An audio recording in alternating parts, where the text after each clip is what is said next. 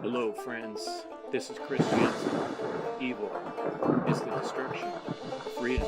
I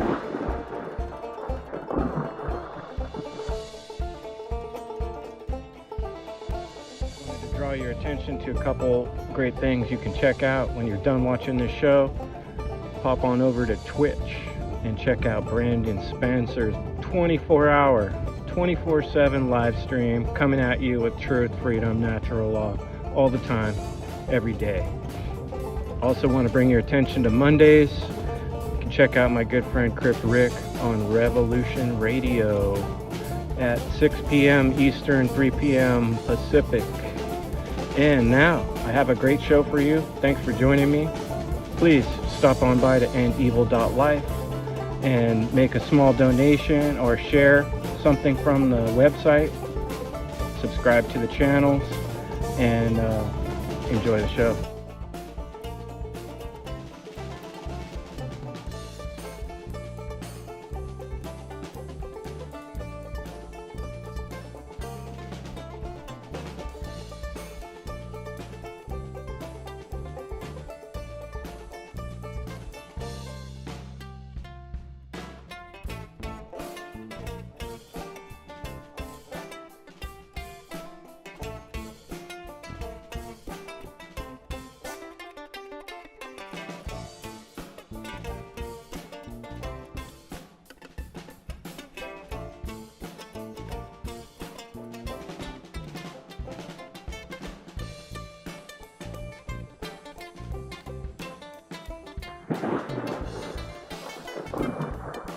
Hello, friends.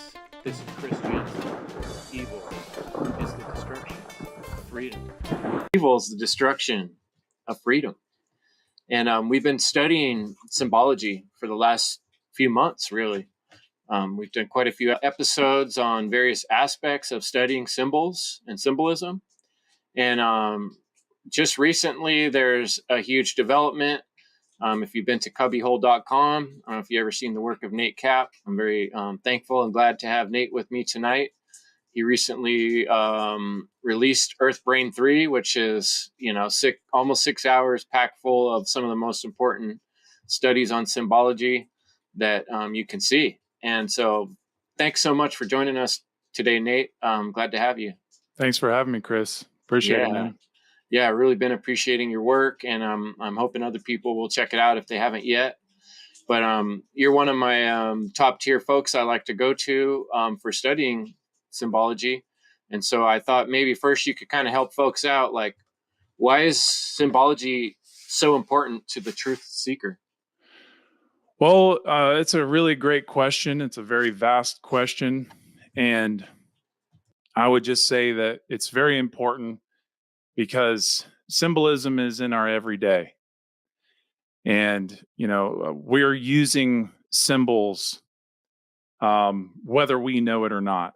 And the more we become aware of symbolism, the more that we can, understand, the world that we live in and have more of an appreciation for it. And also to be aware of how symbols are being used to manipulate and control people. And I think it's very important that people become aware of the fact that they're using symbols in their language. Words are bundles of symbols. Every letter of the alphabet is a symbol. Every number is a symbol. You and I, each human being is a symbol. We're archetypes. We are beings that can, contrast each other. And because we're each human beings and we can see our differences, we can see our similarities. That's how you measure and compare and contrast symbolism. And I think that if people became conscious of that very simple thing, it would be, a much more of an awakening, much more of a people would have more clarity on, their surroundings, and therefore we wouldn't be so easily targeted to be manipulated and controlled. And I think that's the other thing, is people don't even look into whether they are manipulated or controlled. And some people believe that we are, but then don't care to actually look into it any further. But we are being controlled, especially through subversive symbolism. And, once you look into that and understand that, there are people who understand symbols very well and how they work on the subconscious mind, these people understand that they can manipulate people from, a very unseen realm, if you will. And it's because they're working with the subconscious mind by understanding that the subconscious mind is the mind that is probably not going to be conscious of these types of things like symbols, because people have been raised in a world where symbolism is just kind of shooed away. Symbolism is looked at as like a supernatural thing, or it's part of witchcraft, or it's part of something to do with what we've been programmed to think as like a Hollywood variant of how symbols are used. And because of this, people are so confused on the workings of this universal language. And that's what symbols are. Symbols are just part of a universal language that is built into the fabric of the universe for us to discover and for us to use and communicate with each other and the universe itself. And but people are using these symbols from a very unseen realm, meaning that people are working from the shadows who understand them, and they are using them to manipulate people's minds to go in whatever direction they want them to go. And they do this through media, they do this through public education, they do this through so many different forms of different social systems.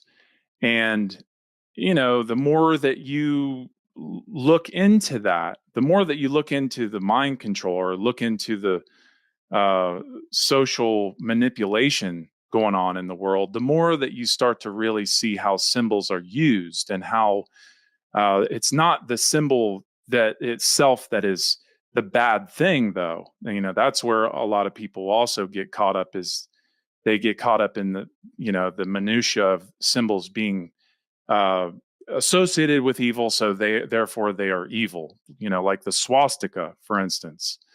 These symbols are just neutral. They can be used for good, wielded for good, or wielded for wrongdoing.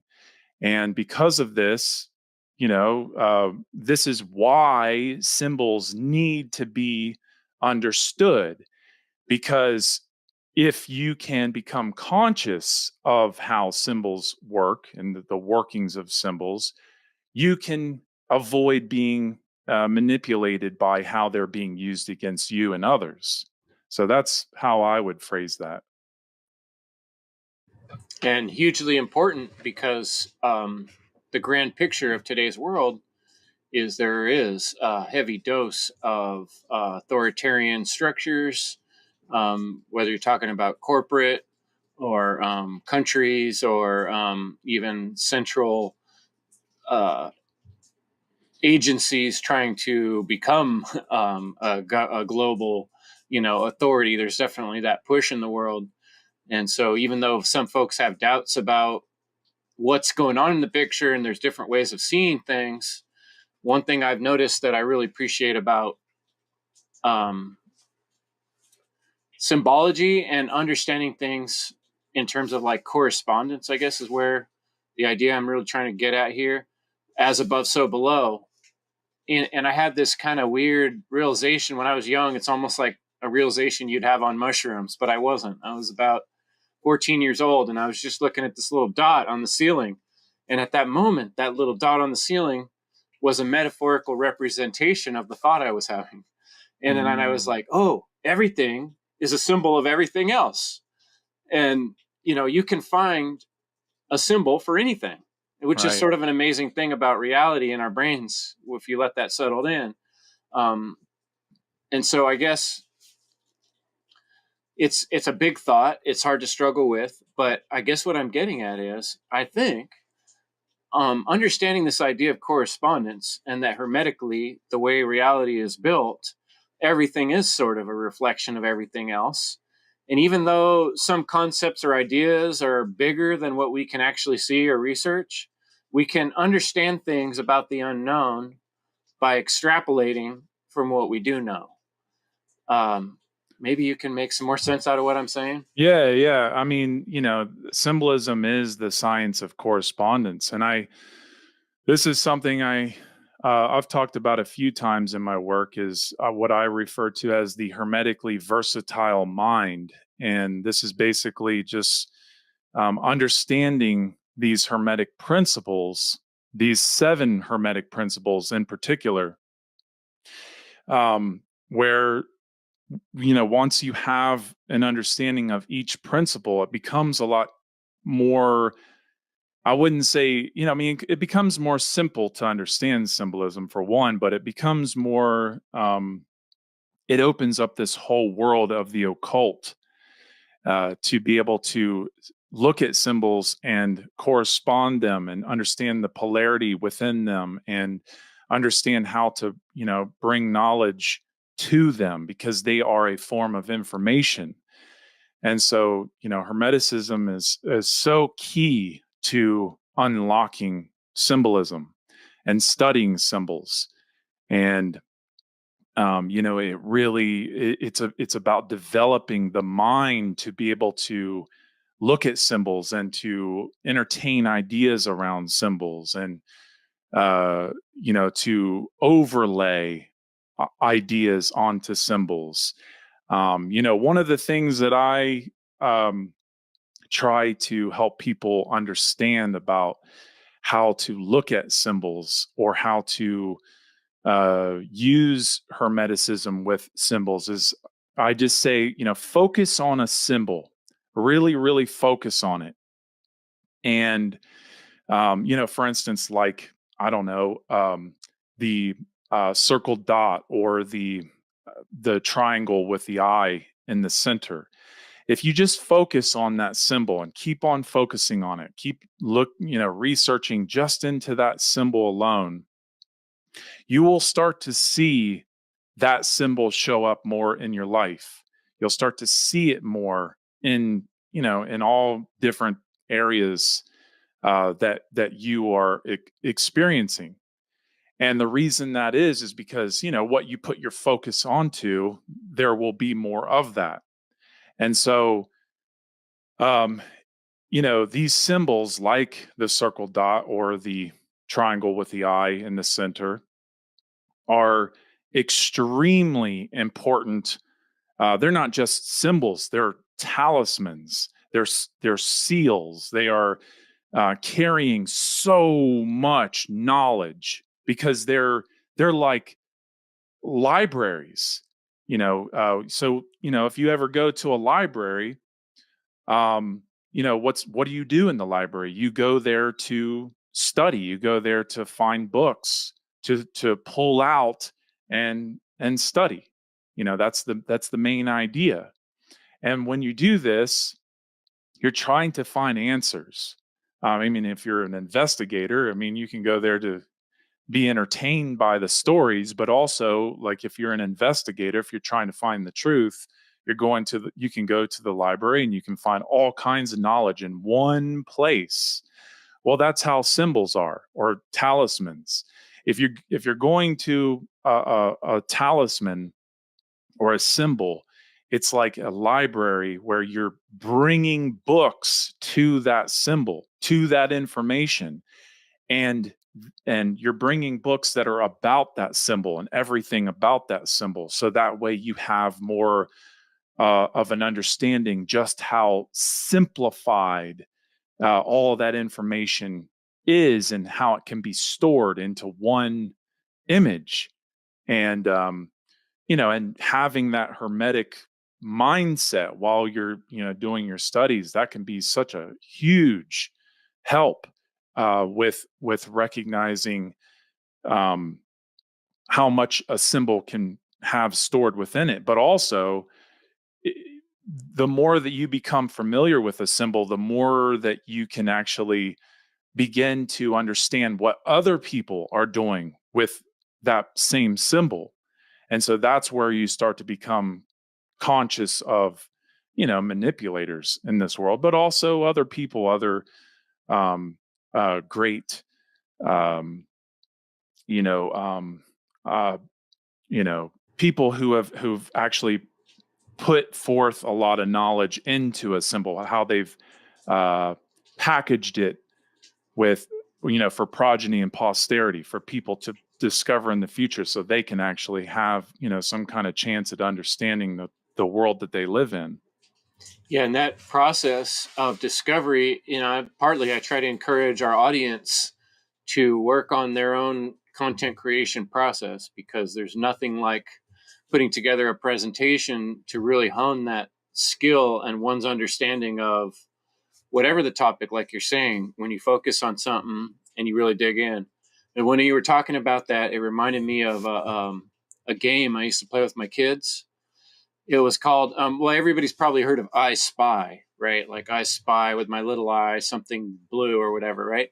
Well, this game was called I Spy, and then it was like a matching game. And so all the pieces that you would match, instead of like the simplistic ones that kindergartners get, like it might be a yellow comb, but there would be a bunch of other stuff in the background. And then on the other tile that had the yellow comb, it would be like it would be scaled to a different size, and there would be different other things in the background. So it made it a little more challenging to find the two yellow combs, because the backgrounds were different and they were shown at a different perspective and zoomed. And so it was a good brain challenge, but that's very similar to what I feel like we're talking about here, is that there's a lot of dissimilar things in life. And then it's confusing when we hear people talk about different things and call this a truth and that a truth. Well, how do we, if we are truly a truth seeker, how do we discern? How do we tell the difference? How do we cut the wheat from the chaff? I think there's a real power in learning these levels of hermeticism, as you're describing, how to cut angles and see, when you cut a 60-degree angle, that leaves a 30, out of a 90. For me as a carpenter, like on a saw, there's set points: a 30-degree, a 22 and a half, a 45. These are very specific numbers that mean very specific things in terms of building a product. So when you understand the angles, which is the symbol, what we're talking about, then you can learn how to craft bigger ideas and work on bigger projects.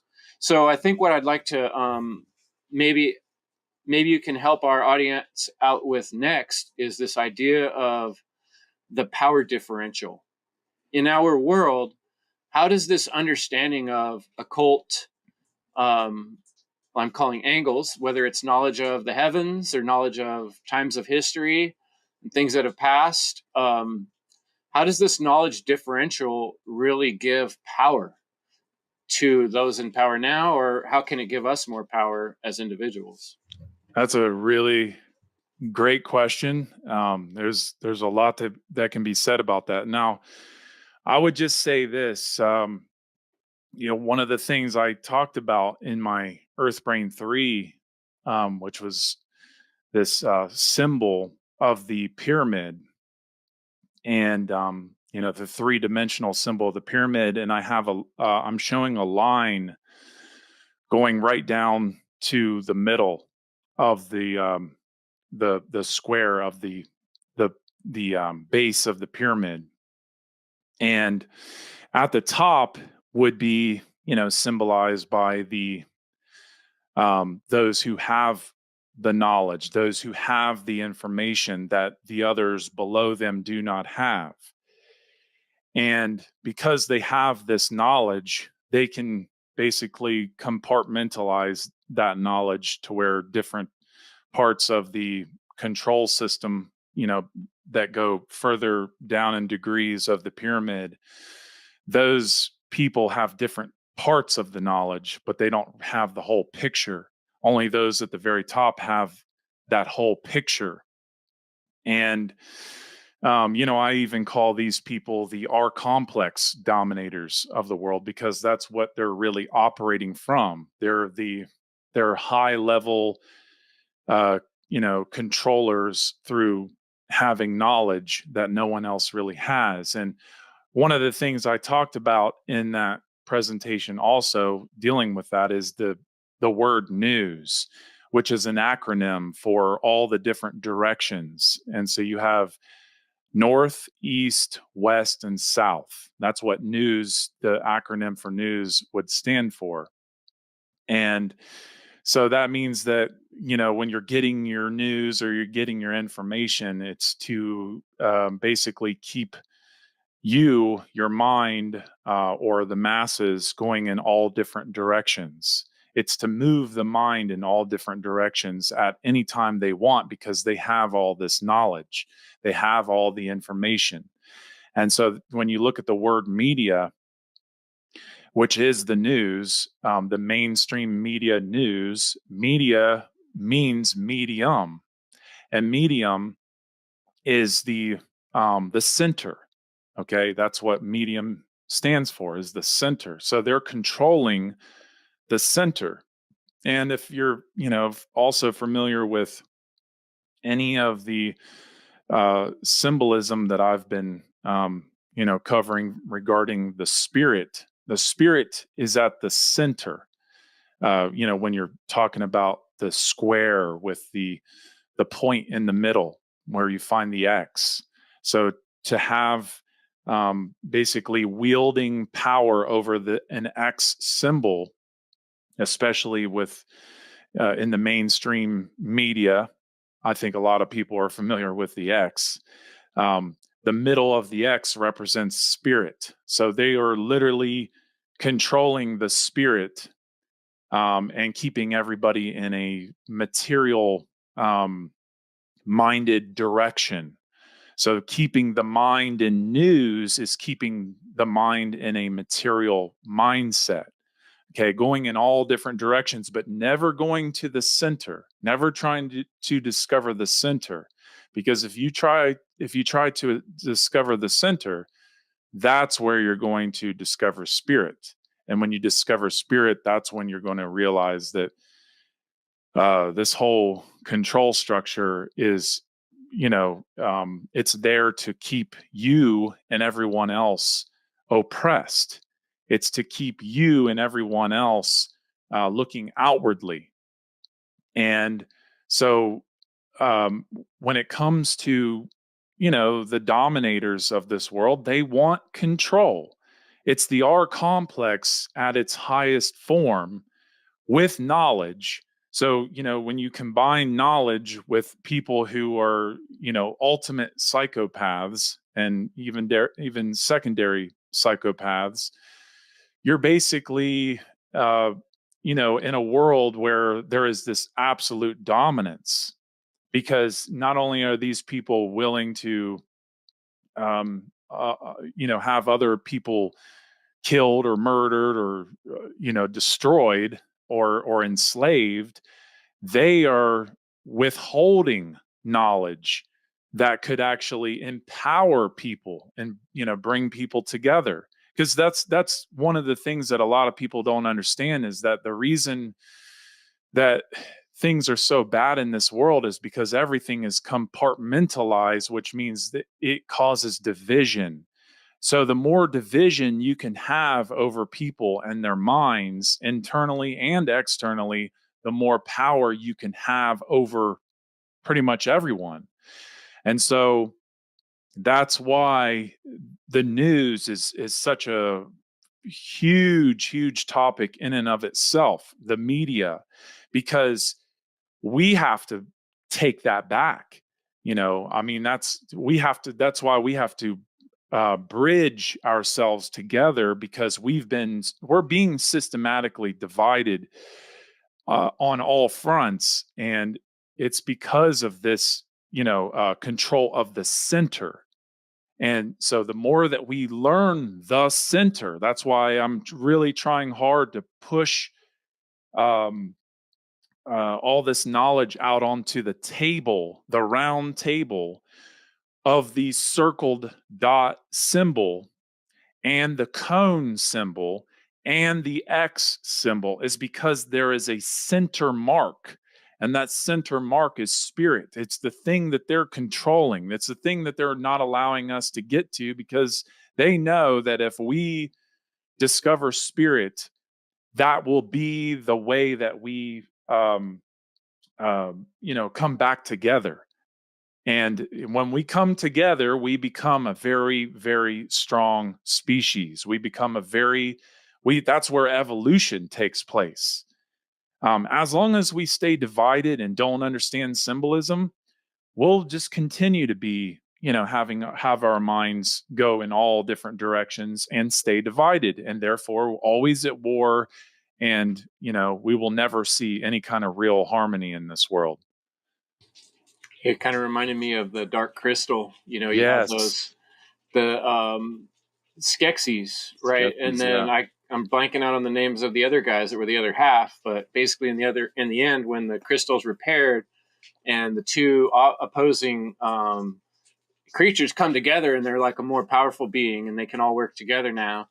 And that's kind of like where we're at, like the powers that be, whether as hard as they may be to identify, have pitted us against one another. And it's funny, while you were talking, I was also thinking about a baseball game, because we're trying to find the bases, we're trying to base ourselves, right? And they're all in a square too. They call it a diamond, but it is a square. It's 3 bases in the home.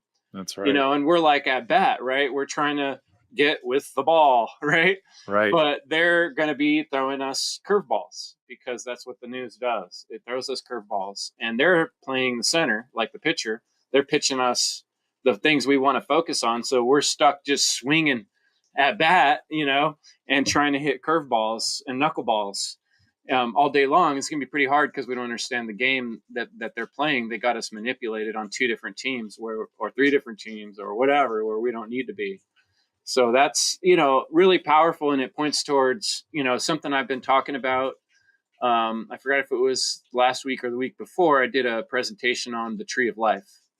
The tree of life has always been a symbol that I love. I have it right behind me on my End Evil podcast. I try to put it on all my thumbnails, because it really symbolizes that power that you're touching on of interconnectedness. And this is something we have within us and without us, an ability. And I think there's indications in history that humans have done a better job of being in alignment with how to understand and achieve more with this tree of life symbol, and how to work together, how to be integrated. So I'd like to hear your thoughts on the tree of life and integration. Well, yeah, another enormous I don't throw little questions. I only have huge, crazy questions. Yeah, no, it's fine. It's all good. I love because I know you can feel that, because you're such a good hitter. Well, not always, but I appreciate your confidence in me. Well, when it comes to the tree of life, I think it is such a valuable corresponding symbol in and of itself. And because, there's so many beautiful aspects to the tree.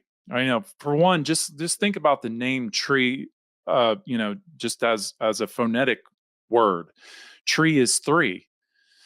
So, it's about understanding that the tree is about going to the roots first, because in order to understand the rest of the branches and the leaves and the upper part of the tree, it's about learning foundations. And so the roots are in the foundations, and going into, and this is something I've talked about quite a bit on the Cubbyhole, is going into the underworld is such a huge subject, because you're dealing with what's called eschatology, and eschatology is dealing with final things.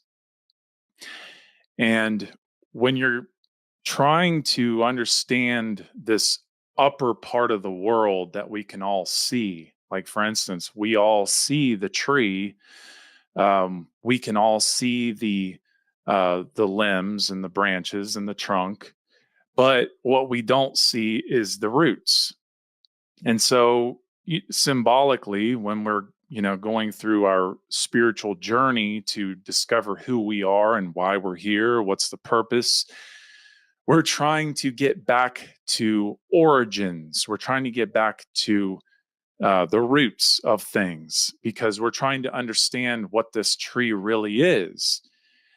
Because on the surface, it's just like, oh yeah, that's just a tree. It's the thing that gives us oxygen, and it's the thing that gives us shade, and it looks beautiful. There's different types of trees, but if we think of ourselves as a tree, and think of ourselves in alignment with seasons, think of the how the sun affects the tree in the daytime sky. Well, when the sun is going down, from our perspective on Earth, when the sun is going down into the earth or under the earth, or however you want to look at that, it's symbolic. You're not supposed to take that literal, but the point is when the sun is going from the daytime sky, this is supposed to be the literal place where we can have our five senses and see everything. But when the sun goes below that horizon line and creates the night sky, the sun going below the earth is supposed to represent our journey to discover those roots of the tree. And also it's about understanding that this is the place of the winter solstice as well. If you're talking about the annual cycles, because you have day cycles and then you have annual cycles, and it's important to understand that the roots are when the tree seemingly quote unquote dies in the winter, around the winter solstice, because it loses all its leaves. The leaves leave the tree. There's a reason they're called leaves. So when they leave the tree is basically bare, and going down into the sun, going below the earth. This is supposed to, in ancient Egypt, this would represent Amenta. And of course, this is the sun is also called Osiris in the solar mythos. And so as the sun is going down, this is supposed to represent the self going down into the roots of the tree, going all the way down to the ends, and really learning the whole foundation of this tree, going down into the depths of the dirt, down into in ancient Egypt, it would be Kem, the land of the dark land. And so it's about going down into the absolute roots of this tree of self. And this is where we would do our shadow work. This is where we would, really, be touching on the depths of the self. And this is also associated with the depths of water as well, because we're dealing with elements. And I know I might be saying a lot here, but it's important to understand the elements with the tree of life, because the tree is sitting in the element of earth, or it's based or rooted in the earth. And then of course you have to have the water for that tree to grow. So you have your two elements, your two inverted triangles. And so you're going down below this tree in order to of self, in order to go all the way into these roots, going all the way back into origins to really understand as below to which is likened to that which is above. Okay, that's why the tree, like you have in your background, that's why it's very similar. It's reflected in a very similar way. And so, as we learn that, this is where, this is the idea where, this tree can grow good fruit, and that's the same with the self, to when the sun comes back around going through the winter where there's no more leaves, the roots are still alive. The tree is still alive, but now it's going to be reborn again with, bearing new leaves. It's green. It's raising to the sun. It's growing fruit. Maybe it's an apple tree or orange tree.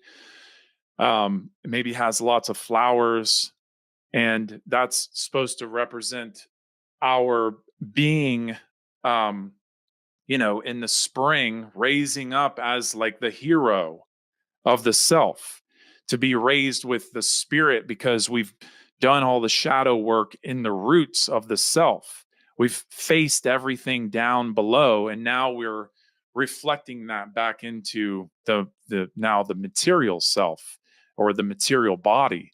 Then that's how I understand it. And there's so much that goes into this amazing tree of life symbol. It's and one of the other beautiful sciences is the Kabbalistic tree of life.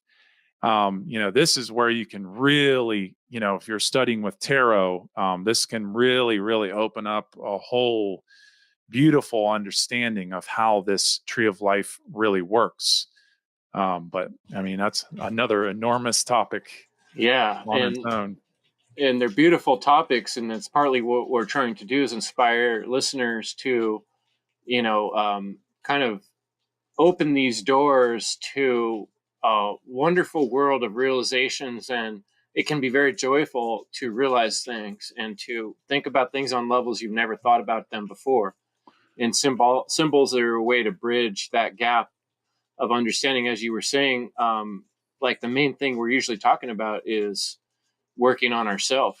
How do I align myself with the type of actions I want to see in the world? And that we do have this material world where we can see what's happening in the physical realm, but how do we get in touch with the things we can't see? And that's what I think you're talking about, that's so beautiful with the subconsciousness. It's like our roots, right? Like, what brought me to here? Why did I wind up in this position? What choices did I make? Or what choices did my parents and their parents before them make, even, that might have played into where I'm at now? That's right. And so there's so much. And I do want to get a little bit into some ancient history stuff, but I just kind of wanted to stop right there and pause a little bit, because that's one of the most important points, is that it's about knowing ourself. And you said it beautifully, the tree can represent yourself. And so, understanding your roots, trying to figure out where you come from, at where are you right now on your hero's journey, and so you get that into perspective, you can kind of orient yourself to the bigger world around us and what's going on in it, and kind of somewhat separate the other two and get some kind of objectivity. So I was hoping maybe you could talk a little bit about the word orientation and how you've been presenting that word, because I think that really kind of focuses in what we're talking about, the word orientation, and how you've been explaining that. Well, that's kind of synchronistic. Well, I wouldn't say it's completely synchronistic, but it one of the things that I was saying about this tree being the roots being in the foundation, in the dark. Okay, because one of the things I talk about is the right brain. The way that I presented it is, I made it black or dark. Okay. And that's always associated with the sacred feminine, because it's receptive of light. And so the left brain would be then the light part of the brain or the white part of the brain. And so I made that association because it's about understanding foundations. It's about understanding light and dark. And so you have your sacred masculine, which is light, and your sacred feminine, which is dark. But it's important to understand that, when we're talking about darkness, we're also talking about the invisible realm. So we're talking about, spiritual laws. We're talking about the unseen laws or the occult. And so in order to have strong foundations in our world, we have to face the darker aspects of self, and we also have to become conscious of these laws. That's how to become conscious of these invisible laws is to become conscious of natural law and the workings of natural law, especially.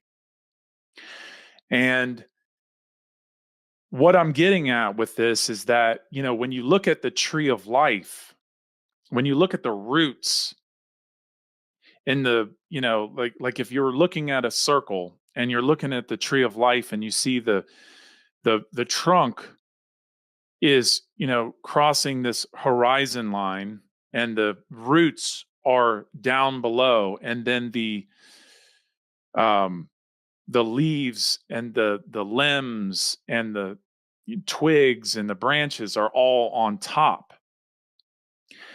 This is so key to what I'm talking about, because if you think about the right brain associated with spirit or the sacred feminine or darkness, well, it's also associated with the foundation where the roots are. So this is dealing with soil. This is Chem, the land of Chem. This is soil. This is where the roots are, okay, of the self. Because we have to understand that our soul, our mind, our brain is basically the whole garden, the whole sacred garden. Okay, that's why you have these two trees in the sacred garden. But this tree of life is so powerful to understand when we're talking about orientation, because if you were to, turn your head on its side, on the right side, you can look at the right hemisphere as the soil. Okay, and then the roots of the tree are in the sacred feminine. This is the nurturing part of the roots. The dark part, the part that everyone's so afraid to go into because it's dark. People are afraid of the dark, but this is where spirit is discovered. And then, the top half of the tree of life would be associated with the sacred masculine. Okay, this would be the material part. And when they're working in unison, you realize, like, well, spirit really is material, and material really is spirit. And that's something that I think can really only be understood by someone who really cares enough to see it that way. It's not easy just to, try to tell people that those two things are one and the same. But remember, we can't understand the one without understanding the two. That's the whole point of understanding things divided in order to understand them as a whole. So when it comes to orientation, this word orientation, just the word itself, is one of the most important, valuable words that anybody could ever discover or could ever, understand very deeply. And the word means the direction east, the direction of the rising light. And so when it comes to orienting the mind, we must first put ourselves in a very elementary position of the mind, something that can set, reset our mind. There has to be a reset point or a starting point of orienting where we can start somewhere that makes sense, that we can grow from, with everything else fitting into place. And so, from my understanding, from my research, I discovered that orienting, the direction east, and this is nothing new. I'm not, by me saying that, this my research, I'm saying I discovered this, but it's nothing new, because the word orient, whoever, people who study the Orient already know that, yeah, this is the direction where the sun first appears in the east. So facing that direction means you are taking your hemispheres, you're symbolically overlaying your hemispheres in alignment to the hemispheres of the earth. So facing the rising light, because that's the only way that it makes sense. It wouldn't make sense to face the west because there's no rising light. But when you face the rising light in the east, this is where you start to understand the alignment of the right brain to the south and the left brain to the north, which means that the sacred feminine is in the south and the sacred masculine is in the north. And when you orient your brain to this, now you start to understand the direction of self, that the soul is aligned to the soul, the sun. The sun is the soul. So you're putting yourself in alignment to the soul. And that's one of the most crucial things that anybody could ever come to understand, because we live in a world of materialism and people don't understand the soul, they don't understand spirit.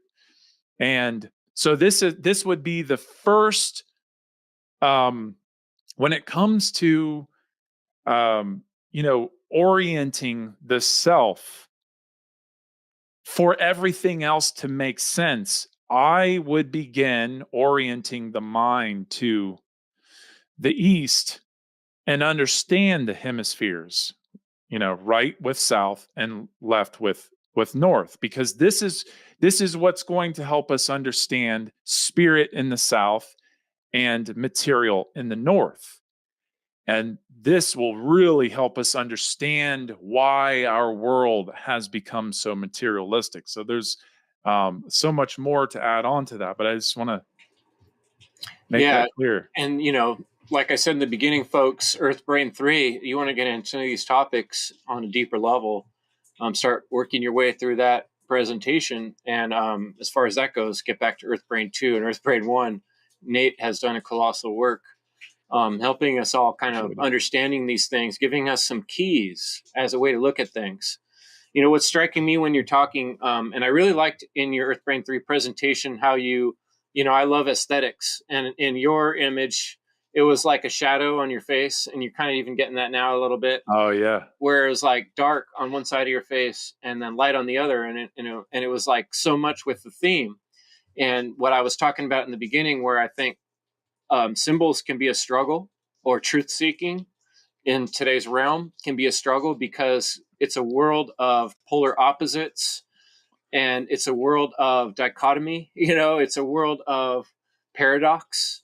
For instance, you talked about some of these things, but two different poles on the earth, right? We have hot and cold. Are they the two opposing things, or are they both elements of one thing that we call temperature? Right. So understanding symbology and the things you're talking about in terms of orientation inside of this realm we're in are ways for us to find some kind of solid ground to stand on. That's right. Instead of just getting, like I was talking about before, cyclically sent around the base thinking of the diamond of the baseball field, where they want you to be competing with everybody and just keeping your mind on this base, most simple things. And we're trying to say you can be illuminated. And Right. so on that topic of illumination, a lot of people think about the Illuminati, which we really know means becoming illuminated, the light, which symbolizes knowledge and information. And I've seen a lot of your work on Freemasonry. You've done some really beautiful work showing like some of the tracing boards, especially that first tracing board with the pillars, Joaquin and Joaz, and Boaz, my bad, and the checkerboard and the ladder. And these symbols help us to initiate ourselves and begin this journey of self exploration and to look at the whole where we are in the theme of things. And so, on that note, whether it's Freemasonry or the Rosy Cross, right, Rosicrucianism, all through history, there have been these groups that have studied these types of things, going way back to, like you're talking about, the Stellar Cult, right? One of the oldest and highmost ones we can think of. And I think a lot of people, they get lost on the importance of all that. This, I'm going to call it historical philosophy history, helps us to understand where we're at now. So maybe you can just shine some light on the importance of why would we want to look back at things like Rosicrucianism or Freemasonry or different cults like the Stellar Cult. Why is that important? Another enormous question. But I love it. I love it. This is the stuff that doesn't get talked about. And so it's, these big questions have so much unpacking. So I'll do my best to simplify it. And these traditions that you're talking about, like Freemasonry or Rosicrucianism, these are mystery traditions. Kabbalah is a mystery tradition. Runes is a mystery tradition. Hermeticism is a mystery tradition. There's so many different mystery traditions that we can use to help us go through this. And there's a reason it's called mystery tradition. Another mystery tradition is the King Arthur mystery tradition. A lot of people just don't understand how that could be a mystery tradition, but one of the aspects of King Arthur is the Mist of Avalon. And the fact that it's called the Mist of Avalon means you're going through the mist, because it's the mystery. It's my story. It's your story. It's every individual story about discovering themselves, because it's about understanding that it's going to take you to penetrate that veil and go through, the darkest aspects of self. And so what these mystery traditions do is they help the individual understand something that may sound a little bit religious, because a lot of religions do use a similar science. And the reason is because they're using something so elemental. They're using elementals, but then what happens is over time, the religions have this exoteric, control system mechanism in place, and where they're controlling all these, pagan sciences, all these nature cult sciences that have, evolved over time and also become corrupted. And these religions begin to, develop, because they've lost their, the people have lost their chronology. The people have neglected a lot of the sciences that have been, put forth by these ancient people who really cared a lot about when to plant and when to harvest, or how to understand yourself, how to understand, the growth of self, how to look deeply within the self. And so then these religions come along and they have a lot of that beauty, a lot of the sciences encoded into their religions, into their teachings. And then these mystery traditions are basically holding on to all those sciences that can help us understand these, major institutionalized religions and their teachings. And so, Rosicrucianism, Gnosticism, even Freemasonry can all help us understand Christianity. And when we're talking about Freemasonry, I look at Freemasonry as like the web of all esoteric systems, and that means that you can use Freemasonry in all mystery traditions and all religions, because you can. It has, when you really get into the richness of the symbolism, you realize it's everywhere. But then you realize that all these mystery traditions are all interwoven with each other anyway, because they're all dealing with something very similar. And that is, for one, mystery traditions are more spiritual, because it's just really helping the individual understand themselves and develop the self. And that's what spirituality really is in a nutshell. It's just about, self-development. And so as you go further back into the mysteries, into, the solar cult, for instance, the solar cult is a sun worship cult, a nature cult. It began as a nature cult, and then it has been highly corrupted, in the past 40 to 70,000 years or so. And this is something a lot of people don't want to talk about, because they get afraid of these big numbers of years. But once you start learning how to measure time cycles, it begins to make a lot more sense. And also paying attention to weaponry and the evolution of weaponry and the evolution of symbols, and the just coming in contact with mythology and eschatology, that can really help us understand how to go further back into these ancient nature cults. And these are totemic cults. They're totemic. And so totemic means these are, and when I'm talking about cults, like the solar cult, there's because you talked about the stellar cult, and the stellar cult is the first of the totemic cults, the totemic nature cults.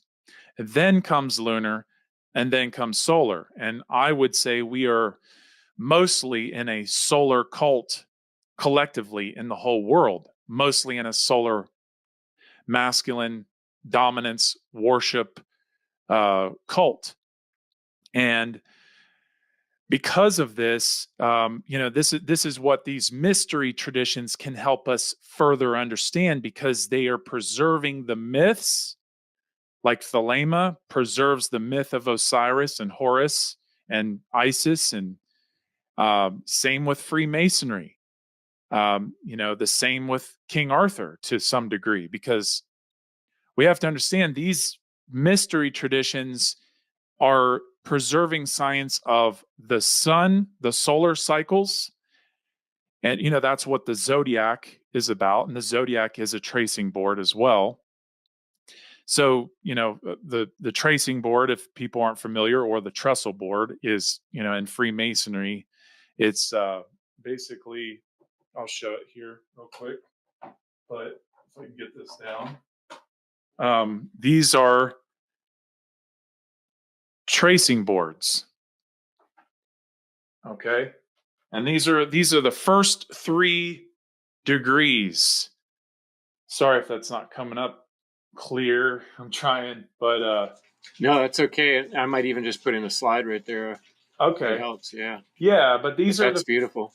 these are the first 3 degrees of esoteric Freemasonry done by Josiah Bowring. And Josiah Bowring is, I really have a lot of respect for Josiah Bowring because, well, for one, I'm probably a little biased because I've studied his boards more than anybody else's boards, but I've studied other artists' boards. And these are men who really cared enough to store symbols that lead to this the understanding of the sciences that are stored within or associated with the symbols that can help us understand our own journey of the soul, but then to help us go further back in understanding solar cycles or lunar cycles, to care about solar cycles and lunar cycles. And then to go even further back to realize, oh, there's also stellar cycles. And I think that would be more evident in the solar mythos because you're dealing with the zodiac, and every house of the zodiac, every um every house stores the constellations that are associated with each house. And so when you study those constellations and how they go how they're tied in with the sun, that's really important. But then to go even further to realize that there is a circumpolar constellation, which is referred to as the Little Dipper or the Little Bear. And this constellation is a constellation of 7 stars. And the tail of the Little Bear is connected to Polaris, the pole star.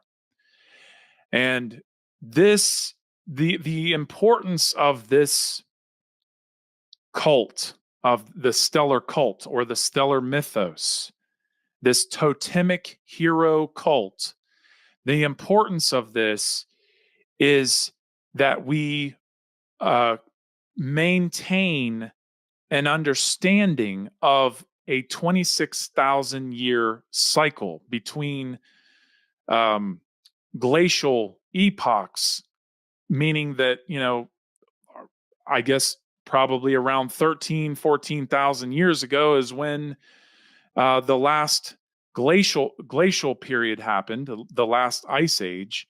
And then we're going to probably go into another one here in the next, 12 to 13,000 years. And so I think we're right in the dip. We're right in the bottom of the U. And so we're at a what would it be called? Like a threshold almost. Where we're, it's so hot right now, but then it's going to start cooling off here in the next 12,000 years or so. And so the importance of this stellar science is that we are paying attention to the pole stars that the Earth's pole, the Earth has this obliquity wobble to it, and it's rotating in a wobbly way, but the pole ends up going through around 7 stars, not necessarily the 7 stars of the Little Bear, but they go through 7 stars. And the Little Bear is so important because it's made of 7 stars, so that way you can find your way. That's the importance of the Little Bear, to help you find your way to your North Star, to help you find your way to symbolically what would be referred to as the Most High. And so it's a very big deal because we've been cut off from that knowledge. We've been cut off from that knowledge also through the lunar mythos. And so, because we have to understand this, the stellar science was passed on into the lunar phase. And the lunar phase, the light of the moon is supposed to represent the light of the stellar, the light of the stars, the light of the little bear. And then we get confused later on and forget that light, because we literalize everything, and we get confused and forget that light comes from the stellar, and we start associating that light with the sun, because the sun is the literal light of the moon. And so I can understand why this can become so sounds so interesting to someone, but also sounds so confusing, because we have to use these mystery traditions in order to help us find our way back home to the stellar. Yeah, all that light gets kind of heavy in the mind. Yes, It's not exactly just lightweight. You know, No, what I got to thinking about was the idea of myths and mythos. You know, you're talking about these different groups over time, these different mystery schools have created various types of code. And it's almost like, you know, the Rosetta Stone. When people discovered the Rosetta Stone, they knew about several languages, Akkadian or whatever the other languages were, Hebrew. But when they found this stone, it's like, oh, now we can put them all together. We can compare one to the other, and we can know this word in this language means that in that language. But without that stone to compare them, it was really difficult. And right. imagine if we're starting from nothing right now. We're looking at the stars, the world, and we're trying to say, like, where are we? What is this? Well, that would be silly, because we have thousands of years of people that have done this work and studied these things and created names like Little Bear or Polaris to give us like a map. And, That's right. you know, if you imagine a map, Chronography. when you're driving your car and you look on the map, you know, it's just a little squiggly line. But then when you look up out, that's not really what you see in the real world. You see this big, wide plain. And so the map has within it also a key, right? And the key tells you, like, oh, black lines that are straight mean roads, blue lines might mean a river. So this is kind of like what these mystery schools have done through time with myths. They've That's created right. stories that explain things, almost like the way we create a little song to remember something, right? Right. It's a way to understand things, and we're giving this to you. And there's never been a time in history where so much of this is available to you as a human being. These have been secret, hidden all through time. You're going to get killed if you spread these secret kind of thing so many times in history. But right now, Pandora's box is open. Right. And we have it all at our fingertips, which is massively confusing because there's so much information and data that it'll blow you away. Yeah. But if we use these keys that people have created, we can orient ourselves. That's my way of interpreting what you that's said. very well said. I hope that helps people understand. Yeah, man, you simplified it. I mean, we have to understand this, that the information that is stored even in religions, okay, a lot of people are very quick to just want to throw away religions of the world. And I would say be very careful with that kind of mentality and attitude, because these religions are carrying remnants of the sciences of, you know, these great cycles that we live in. And well, I've been doing those episodes on the parables of Jesus just for that reason. You know, I'm not trying to tell people you should be a Christian, not at all. Right. In fact, my story is I grew up in Christianity, and I realized when I was like 17, 18, like, nah, I don't want to be associated with being called a Christian. But I appreciate a lot of these stories and what they mean. And I think personally the differentiation is, if you're telling a story to understand something, or you're listening to a story to understand a concept, that's beautiful. But what religions so often do, what makes them religions and why they're evil, is because they try to make you believe the story. Right. As if it's literal. Yeah. So now we're saying, oh, no, there's actually a bear up in the sky. It's not the shape of a bear. No, it's a real bear. You know, it's like, that's silly, and it puts people down the wrong way of thinking. And that's why when we talk about a lot of things, it gets all conflated because people are thinking of literal. So it is actually, in my opinion, evil to tell a story as if it's true. Yes. And tell people, no, you got to believe this story. This guy actually said this thing. I'm like, no. these mystery schools, these wise people over time have studied these stories because they contain with them a code, a key to understand all things. Right. Yeah. I like to say that um, we exoteric and esoteric are equally as important, because the exoteric is the story. That's how I look at it. It's the story. Like the myth is the story. But then it's up to you, the individual, to go extrapolate the science out of that story, AKA the esoteric, or when it comes to myth, it's the same. It's the esoteric.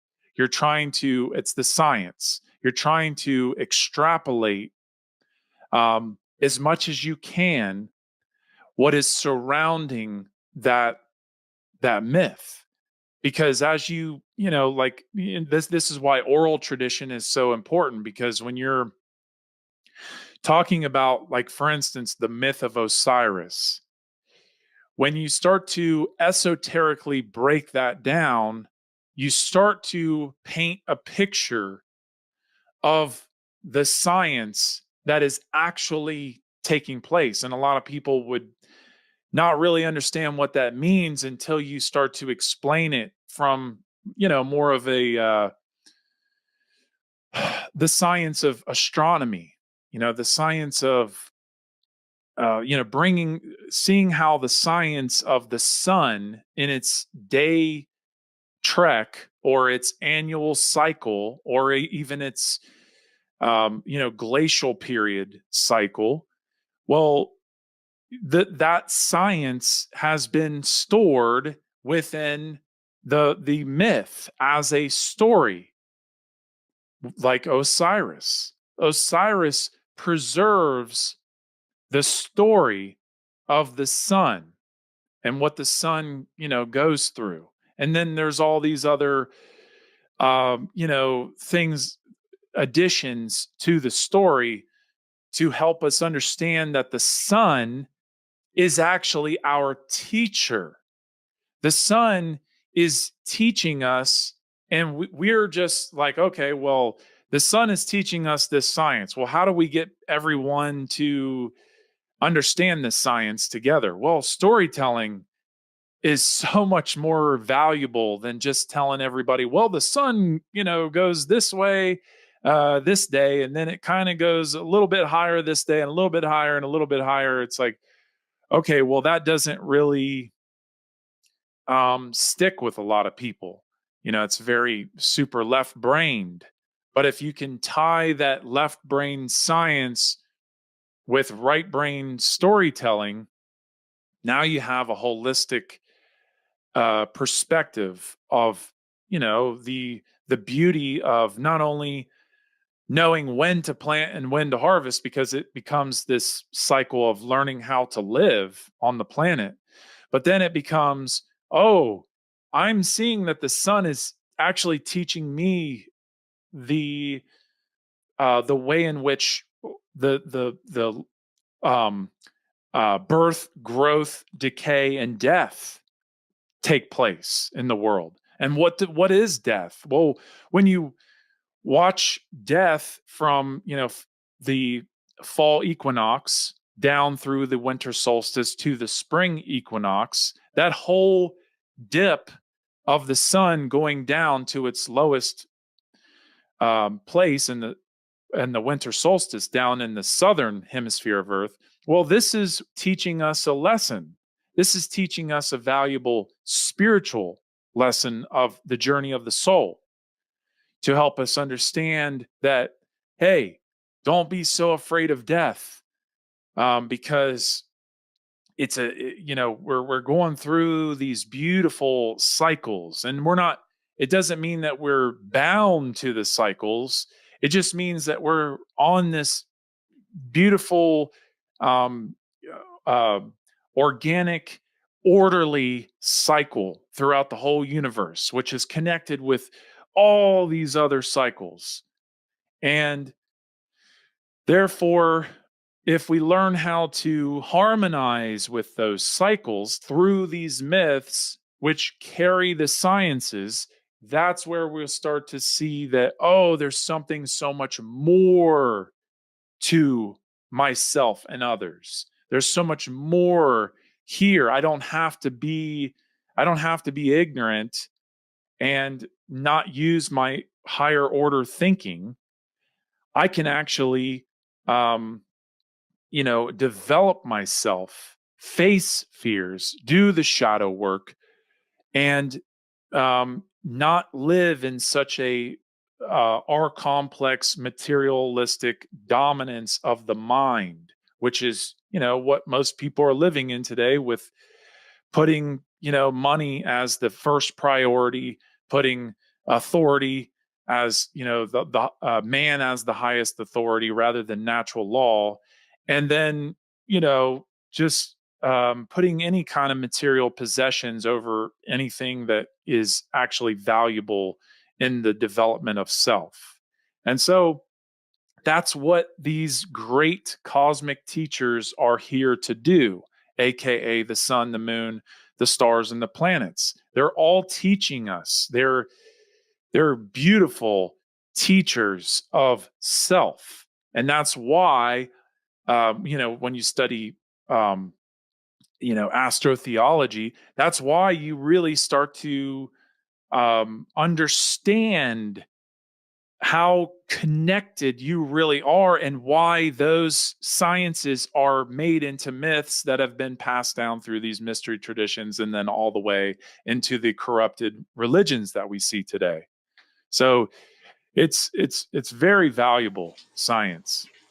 Yeah, and that, I think I try to point out to folks that we tend to think of science as lab coats and microscopes, but we are scientists. In fact, what you and I are doing, trying to better understand symbols, is a science. We're trying different things, and then we're seeing which things consistently work. This right here, I finally got my copies of the book, The End of All Evil. It's awesome. And great book. There's a guy who's selling these now, who's getting them reprinted. So if you're looking for a copy, his name's Brendan, but you can contact me and I'll put you in touch with him. But The End of All Evil book is, and Nate, you have like an original copy, right? Yes. Yeah, my girlfriend got it for me, and I'm so thankful. Mind blowing, because you look that original thing up on Amazon, it's like $1,000 or $2,000 for a copy. Yep. I think I paid $9 or something for this one. Yeah, but what a steal, man. That's great. Having an original of any book is awesome, but just having that knowledge is so valuable. Absolutely. So I think, as far as practical takeaways for listeners, there is a lot of work to be done in this world, and we have a grand opportunity in front of us to be part of this process of ending evil. We were talking about the tree. I've often thought of our life as the moment which the leaf breaks free from the branch and falls towards the ground.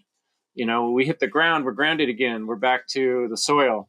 That's like right. Death. We're joined back with the earth. Yes. But this time we have right now, we're being lifted by the spirit of the air, and we're having the opportunity to feel like what it feels like to be individual. Even though we are still a leaf, which is a part of a tree, we're having this opportunity to kind of free float.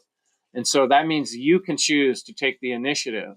You can grow your brain. You can use creative juice within you to, inspire and to cultivate and to grow. So, in terms of planting seeds and our enclosure, like you talked about, understanding, maybe we can kind of round this out and finish it up by, kind of talking about how people can cultivate their garden, real physical world things we can do to grow like a tree and to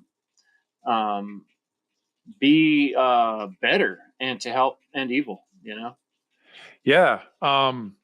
I had a question real quick. Would it be cool if I just, I got these books out and I just wanted to share them on your show if it's cool. Absolutely. Yeah. Wonderful. Yeah. So just some helpful books that I've used. I'm not doing very good with the camera, but Signs and Symbols. This book is just filled with amazing symbols, esoteric and exoteric. And of course, the more you bring knowledge to it, the more will be revealed. The Magician's Companion by Bill Whitcomb. This is so valuable to anyone trying to understand sigils, talismans, just symbols in general. It's a wonderful, wonderful, helpful book. If you're trying to understand the mythos, Signs and Symbols by Albert Churchward, Signs and Symbols of Primordial Man, The Lost Language of Symbolism by Harold Bailey, excellent book. All these are excellent, but this one, I really love this book. The Book of Symbols, you can see it's extremely enormous, but it really gets into breaking down symbols in a way that it's exoteric mostly, but if you bring enough esoteric knowledge, it really starts to combine all that information in between, and it's just so vast. I mean, the more let it be. I mean, it's part of the journey. Symbolism is part of the spiritual awakening, and so I think having those books and enough knowledge, and there's so many other books, but those books have really helped me. One of my shows I listen to has been getting me into Joseph Campbell, and I've been listening to The Hero with 1,000 Faces. Yes, and he gets into a lot of this ancient symbology in there. Yeah, he's another amazing author, very important author when it comes to the journey of the soul, the hero's journey. So, but to get into your question about agriculture, I think that is a huge correspondence, because when you realize that, agriculture it's part of our being. It's something that we have to do, because if we don't do it, we will not survive as a species. I mean, I know that there's breatharians out there, or breatharians, people who can just live off of sun and air. Okay, that's great, and I applaud people who can do really neat things like that. But as far as the whole species and all the different or the human species and all the different areas that we live on this planet, we do have to become conscious of agriculture. And I think that the more that we become conscious of the correspondence of the internal garden of self, it makes it that much more valuable. Because this is what I got into with culture as a way of cultivating, right? That's what culture means, to cultivate. And that's, this is where this word cult also has an importance in understanding, because a lot of people don't understand, there's a modern understanding of what a cult is, and there's an ancient way of understanding what a cult is, but it's about more so understanding in today's climate, cults are basically violent gangs or violent groups or groupthinks, and that's a whole nother topic. But when you're talking about cults in the ancient world, nature cults, you're talking about people who cared enough to they cared enough about their garden, not just their internal garden, but their external garden. And they cared enough to cultivate what was going on internally within them, to grow something good, because they were aligned to natural law. They were, and I'm not saying every single person's aligned to natural law in the ancient world. I'm just saying that natural law is a very major factor in internal cultivation, because it's about reaping what you sow. So if you're sowing seeds of good into the world, if you're sowing seeds of, if you're even, there, man, this one word I have not been able to remember tonight, but it's about um, storing information. It's synonymous with that, but storing information for progeny and posterity. That is about sowing in hopes that people in the future have a fighting chance at either maintaining freedom or becoming free, or becoming sovereign or maintaining sovereignty. And that's what we're really trying to do, is we're trying to fight for our sovereignty.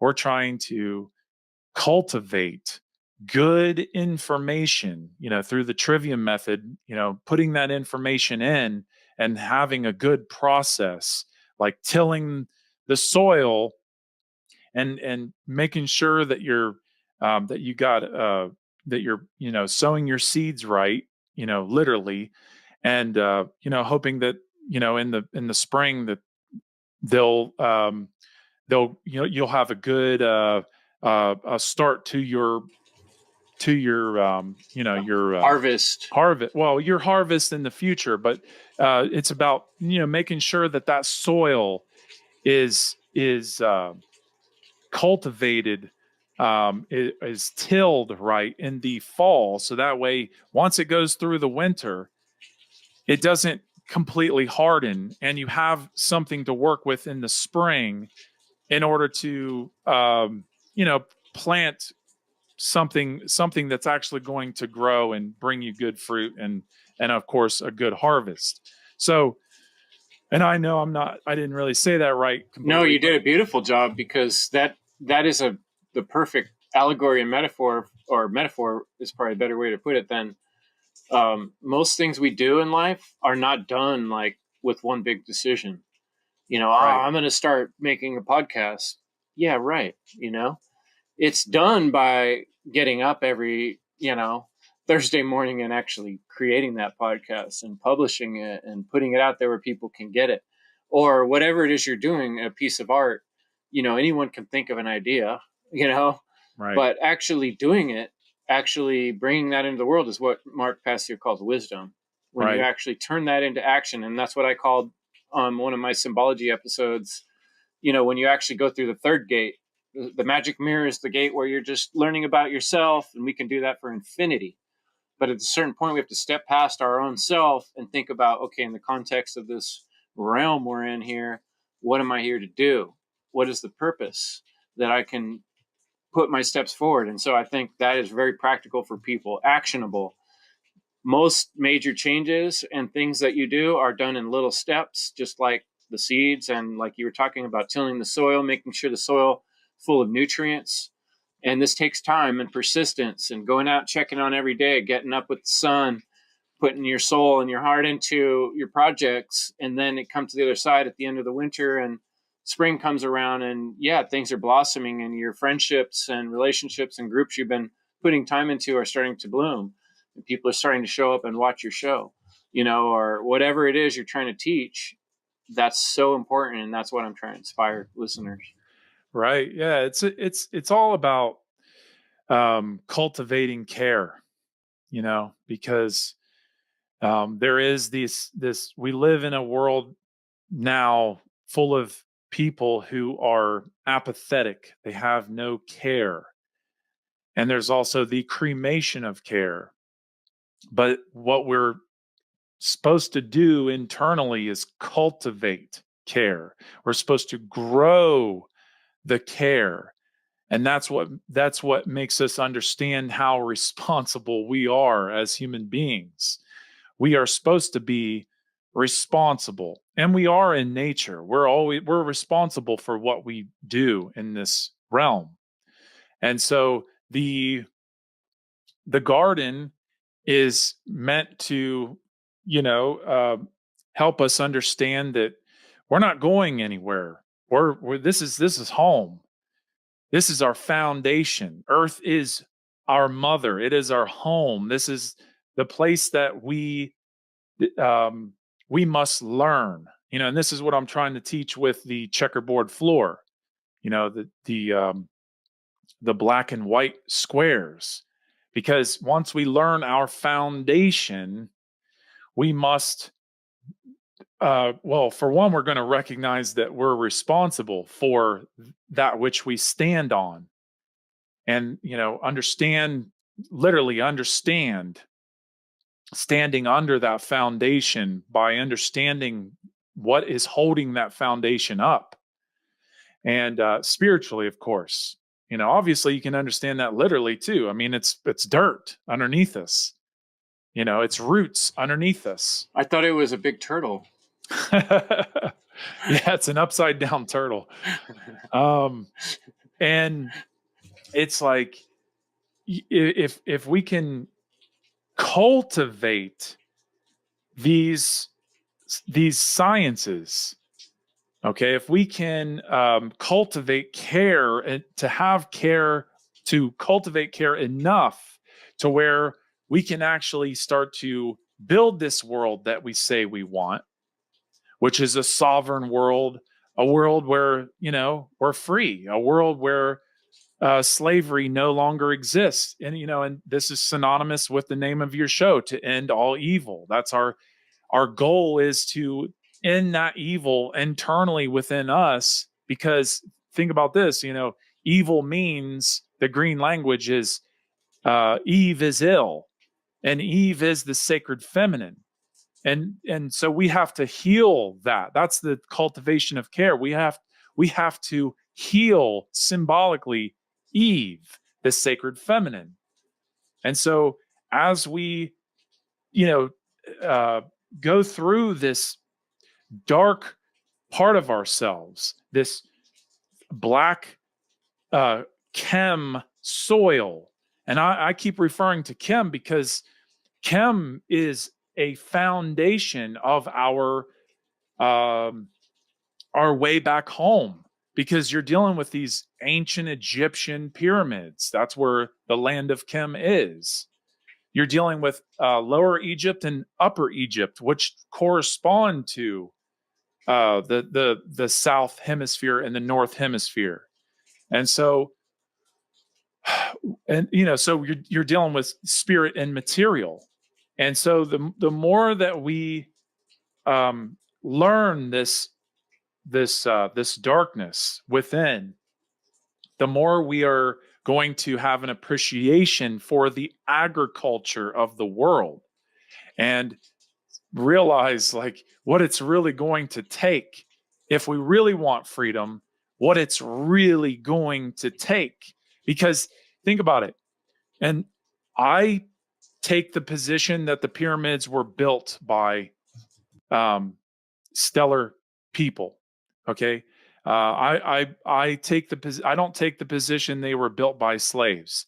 I take the position that these people cared so much for our evolution as a species and the agriculture of the world, and the understanding the epochs of time between the glacial periods, that they built those pyramids over thousands of years. And they, cut those stones to perfection over thousands of years, because that's how much they cared and cultivated that care to help us understand we got to be really careful about what we venerate. And and then that's a whole nother thing. I know to open that up right now, I know you're trying that you got to get going, but I'm just saying that is really what it leads to. There's a warning sign, and we can talk about that another time, but there's a warning sign that was built within those pyramids. And I'm telling you, it is one of the most important things that anybody could ever awaken to, because we have to realize that's how much care it's going to take in order to bring ourselves back into a harmonized world with nature. Yeah, that's beautiful, Nate. And it does. Yeah, you're right. That is a whole giant ball of wax, but it is kind of like one of the last things I was hoping to touch on. And so it's perfect the way you did it, because I think this ancient history and the science of studying, um, you know, does point towards all these things on the earth that seem so mysterious. There's a message that was left. And you definitely get the indication, I do, through the work you've done, Douglas, and many others, even some modern archaeology folks who generally are not the mainstream, are showing that these somebody, somehow, some people, some beings in the ancient past kind of had their stuff together to an extent that we don't right now. They were able to do things and leave behind things that we still don't understand completely. But when we orient ourselves to some of the Hermetic truths, we see that, yeah, it's a message of care and a warning for what can go wrong if we don't care. So, that's a huge kick in the ass to everyone out there who's listening, that this realm you're in, this life you're living, it's not just ball games and ping pong and TV and whoops, made another mistake. We're here to do science. We're here to learn, and we're here to grow. And we have a spirit and we have a soul, and you have one of the newest technologies that the universe has to offer. So don't waste it. Don't waste your time here. Do something good with it. And Well said. so, yeah, let's close it there. Check out cubbyhole.com and evil.life. And any last words you want to share with our audience, Nate, I really appreciate your time and your words. Thank you. Well, first of all, I really appreciate you having me on. I really, really appreciate all the work you've been doing regarding symbolism, and all the work that you've put out. But man, some of your shows that I've been fortunate enough to watch have been really great. I think it's really wonderful what you're doing, bringing people together, having your round tables. I always enjoy those, and I really hope more people get to, watch that material. And it's this kind of behavior to, see, people don't even realize that just doing shows like this is helping further the education in yourself. So that's why, I hope that we're inspiring those of you out there who will hopefully become activated and putting this type of work out yourself. So that way, not only will you, start to learn this information better, but then you can, this is one of the greatest ways that you can help get the message out. And of course, sharing this type of information. So I hope that I came through well with the things that I have shared. And if you want to find any more of my work, you can go to cubbyhole.com, and you can also listen to my Outcasting podcast. All that information can be found there. And that being said, I really appreciate it, Chris. Your work is awesome, and I'm very thankful to be here. Fantastic. Great show, Nate. Much love. And folks, we'll see you next Thursday. Evil is the destruction of freedom.